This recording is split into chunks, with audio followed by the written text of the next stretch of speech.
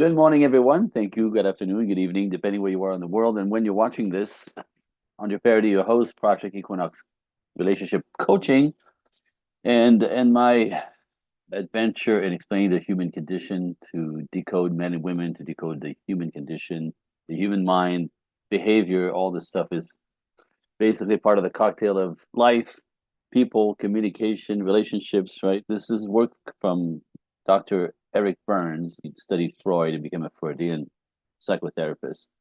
Born in 1910, died in the 70s, but through his work with psychotherapy and the students that he had, one of his students called Steve Karpman came up with a description of the work they did together to simplify for us laymen, I want to say, to understand part of the things that we do as human, part of the human conditions, way of operating that they call the drama triangle.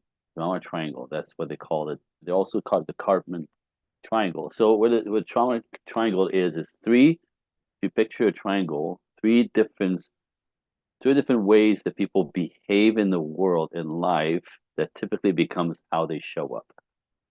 Fascinating, and there's subcategories within them. So the drama triangle would be there are people in the world that show up as victims. There are victims, and there's six different categories of types of victim. There's a persecutor, people who persecute people. And the bottom of the pyramid or the triangle would be the rescuers. These are temperamentally driven characteristics from people that they've learned in childhood to basically cope with communication, or this is their way to show up in the world and communicate. It's very interesting. We're all guilty of doing one of the three at one point. We played victim at some point in life, persecutor, and rescuer. But you want to pay attention in the categories, the subcategories that I'm going to read for you, to see where you fit in, or the people that you know, the people you love, the people in which you're in relationships in life with may fall in that explain their behavior and your ability to uh, flow with them or get very frustrated with them for yours and theirs basically operating system: victim, prosecutor, persecutor, or rescuer. This is the way that we learn to communicate in the world to somehow get our ways: victim, persecutor, rescuer. So in the victim category, there's six different types. Interesting. I'm going to read from my notes, so don't take it personally. It's just a lot here. So the number one they call the kick me personality, victim, right? And these are the victims where they basically say, this always happens to me. I never get what I want. Everything I even love and care for always goes away, falls apart, right? They're losers. And their mentality, the entire mentality is in that. They're people that get kicked down. And that's how they see the model of the world and continue to reaffirm. It's quite terrible because it's self-induced per how they see the model of the world.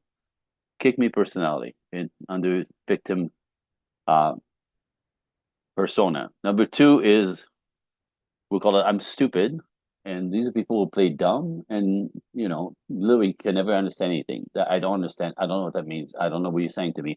I don't know what you want from me, right? It's a way of literally pulling out of everything and never be responsible for anything. It's another way of playing a victim mentality. It's hysterical. Um, yeah, don't understand anything. Don't understand anything, always confused. And you can't do anything with that, right? There's a manipulation in that, in the victim. Stupid. Number three, we call peg leg. Peg leg is, somebody's got an excuse for everything.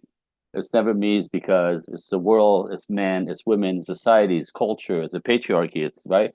They never take responsibility. They're a victim of everything and never, ever, ever is it the responsibility. Right? They make excuse. Oh, if I had this, I'd be like this, I'd be better off. Like it's an excuse to play victim and in that get other people to step up, help. Fascinating. Fascinating. Very quite manipulative. Number four, we call harried. These are people who like overbook their schedule, right? Get themselves super busy all the time. And in the end, they end up never being able to because of the setting or overbooking themselves, harried, can never get anything done right. So they're victim into nothing I do ever turns out right. It's never good enough, right? It's self-induced. Number four. Fascinating, isn't it? Humans crack me up. Number five, poor me. Poor me is the toxic people who purposely are playing game on other people to gain sympathy. Poor me. Like, you don't understand, it's so hard for me, right? In my world, boys, which are grown men who refuse to be acting like grown men, will play these games that life is so hard, you don't understand what it's like for me. I try to, but it doesn't work out. It's an excuse to basically not do anything or not be accountable for anything and get people to go, oh my God, how can I help? Right? It's a power play. Quite ridiculous. Victim. And the sixth one is the addicts. Any kind of addiction, drug, alcohol, sex, food, gambling, is a victim mentality. It's people who don't want to deal with reality, manage their stuff, discipline themselves, just like clamp down and handle it. They'd rather lose themselves in feeling good. So alcohol, sex, drugs, all ways of stepping away from pain and discomfort and stepping into fun. Except in the end, and these addictions will take their lives one way or the other, and there will be a fraction of the person that could have been. Victim mentality. Interesting, huh? So that was the first side of the triangle, victim. People who live there do these things, and that becomes their lifestyle. That becomes who they are and how you know them as. Sad. I think it's very sad. But again, it's another way to give away your power. To some people rescue you. Okay, so the number two, the persecutors. I have 5 different subcategories. The one that I call number one, like the gleeful one. The gleeful ones are the ones who like kind of getcha, right? They're out to get people. They get pleasure from the glee of I gotcha. That's who they are. That's what they want to catch people off guard and somehow feel superior by getting them. So number two is a fault finders, to correct everyone, to put them in their place. They're self-righteous and obnoxious, and ultimately they want to correct you, right? They come at you without asking, will lean on you with, you know what you should do, you know what's wrong with you, you know what I think is be much better if you like they lean on you with suggestions where you don't ask for suggestion. They're telling you basically what they're so righteous they will tell you what to do. Like they're superior and they're telling you what to do. You know what you should do, right? And always kind of twist your brain a bit. Like, what do you mean? You know what I mean? For normal people. These people have no problem playing games like this. The judge, again, see, the judge is also another righteous paradigm, right? I'll tell you if it's right or wrong. I'll tell you. I'll tell you the right thing to do. I'll tell you what you should think. I'll tell you righteous, right? And that's how they assert their power and try to minimize everybody else. Number 4, the accuser. They'll say stuff like, if it wasn't for you, my life would be so much better. If it weren't for you, your family would be better off. If it weren't for you and your ways, the world would be a better place. Your business would be ahead. You make more money, right? If it were for you, they're accusatory. They're trying to up one on you in their superiority, but they're basically just putting you down in the name of helping you. And the last one, number 5, the passive aggressive, right? See what you made me do. Passive aggressive. It's your fault that they're beating on you. It's your fault that you're yelling at them. It's your fault that they're treating you badly. See what you made me do. Ridiculous, right? That's another way to minimize you and make themselves feel superior. Ultimately, they come from having they come from having no power, and it's a way for them to get power. That's a way. It's a way to feel relevant in the world. It's gamey. It's not cool. It's not pretty. It's quite disgusting. Obviously, completely opposite of victim, but alive and well out there. The third one comes in 3 types. The rescuer, right? Rescuers are funny. Rescuers will come to rescue even if you don't ask, right? They're here to help. They're here to help, and sometimes, like number 1 is the over accommodator. They're loving you forward without you even have to ask for it. It's a little weird. They'll say stuff like, "I'm always trying to help."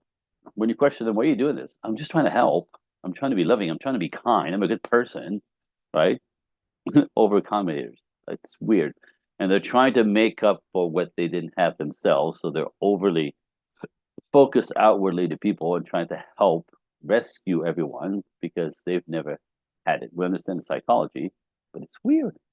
They'll say stuff like, you need to know this, you need to change that, or you need to be more, less, better, different, anything. They're just kind of like that kind of like, let me save you from yourself is typically the undertone. So number two rescuer is the savior. You know, what would you do without me? That personality, quite narcissistic, right? We have it's quite common for narcissistic parent to say stuff like this. If it weren't for me, what would you be? If it weren't for me, right? So they're attention seekers in the end, and they need constant affirmation and validation. Again, it comes from low self-esteem, so they're rescuing and trying to make you feel bad for everything they've done for you. Number three rescuer paradigm or subtitle would be the drama queen.